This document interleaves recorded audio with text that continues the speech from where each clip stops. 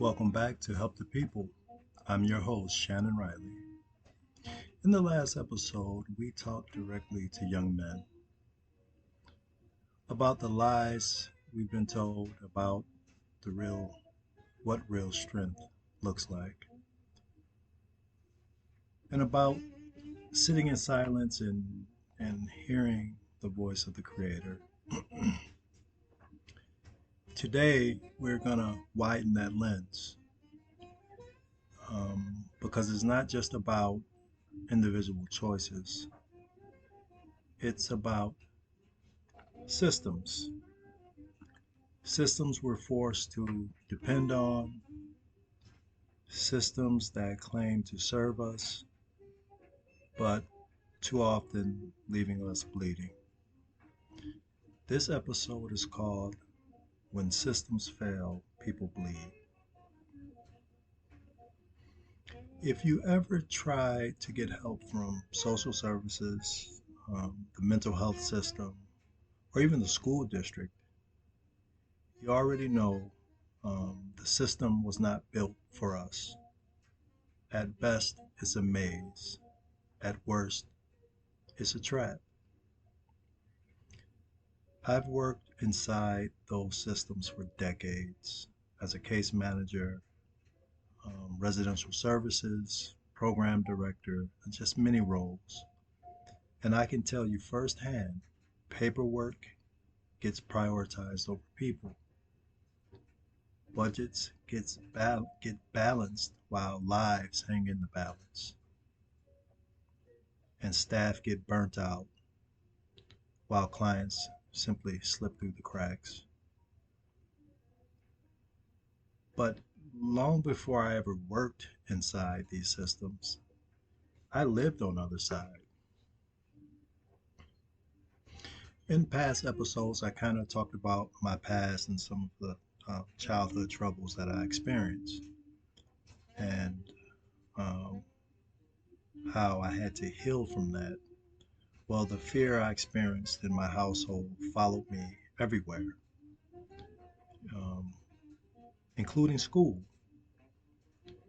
where other kids came to school with smiles and snacks and cartoons still playing in their minds. I came with swollen eyes from crying and clenched fists. I didn't know how to raise my hand for help. I didn't know how to ask for help. I didn't know how to be a kid most of the time. I was in fight or flight mode, still flinching if anyone made a sudden movement, still hiding the hurt and pain that I felt. I can remember as early as kindergarten, I was already throwing punches. I got into fights, and I believe my first fist fight was with Tim Dinger. I mean, my hands moved before my words could. My fists spoke better than I could, and they spoke louder. I mean, all through kindergarten and first grade, I'm getting into altercations, fights, flipping over desks, just disruptive. Yet no teacher ever asked where I came from before the school bell rang. Yet no counselor asked what in silence I was surviving. No one saw the boy underneath the bruises, the ones you could see and couldn't see. And that's what I mean when I say systems fail. When schools only see behavior and not the pain, when they punish what they don't take the time to understand. I wasn't a bad kid, I was a scared kid. Yet again, no one asked. And as I got older, the next system I ran into wasn't much better, and that's the criminal justice system. The criminal justice system didn't care why I fought, why I drank, or why I carried so much anger. It just cared about labeling me. Another black boy in trouble, another case number, another body to process. I wasn't asked what happened to you. I was asked, what did you do? And why did you do it? And once the system had me, that was it. Courtrooms didn't heal me, probation didn't heal me. That jail cell did work as a deterrent. They punished me. No rehabilitation. Punishment did not change me.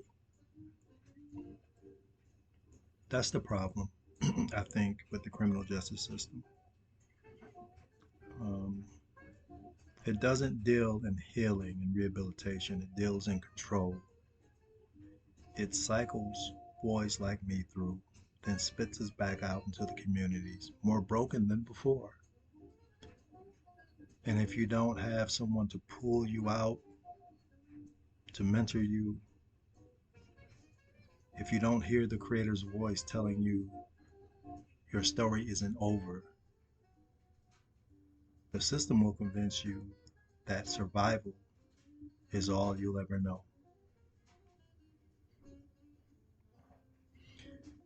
We move forward years later. When I was working in the system myself, I saw the same story play out again and again.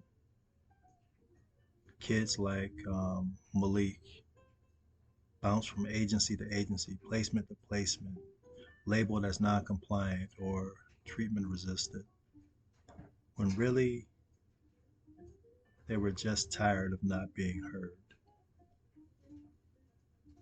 The system failed me when I was a boy, and it failed Malik as a young man. And each time it failed, the cost was trust, safety, and sometimes life itself. And I've even seen it where the hurdle was so much that it actually removes the last hope from someone's spirit. And that's hard to recover from. And for me, working in the system and realizing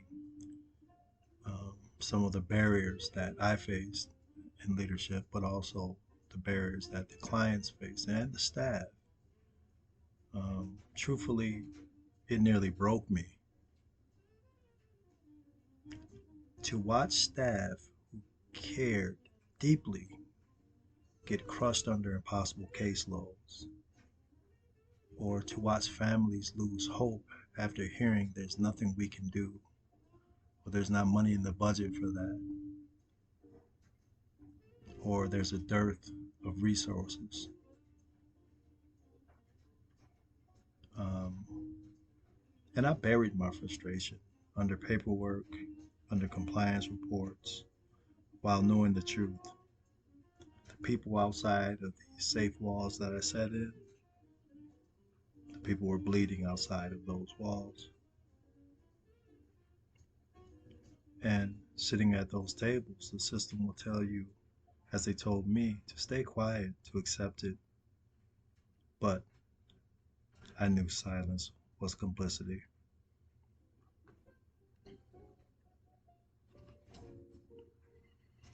Here's what I want you to sit with.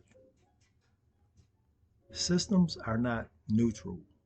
They're, they are designed. And when a system is designed without compassion, accountability, or community at its core, it will fail. And when it fails, people bleed. But as always, and here, there's hope. People can demand better, families can push back, communities can speak up. Healing is not just personal, it's collective. And a part of helping the people means holding these systems accountable for the lives they claim to serve. So this week, I challenge you. to advocate for one person in your circle. Maybe it's calling back about a missed appointment. Maybe it's going with someone to an intake.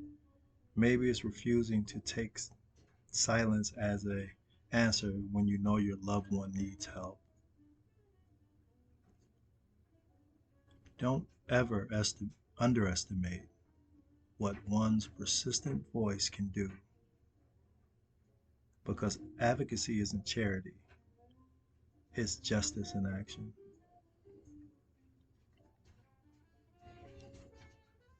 I want to thank you for tuning in to episode 4 of Help the People. Today we looked at systems we depend on, the ways they fail, and the truth that our communities deserve better. If this spoke to you, share it with someone who has felt the weight of being invisible in a system.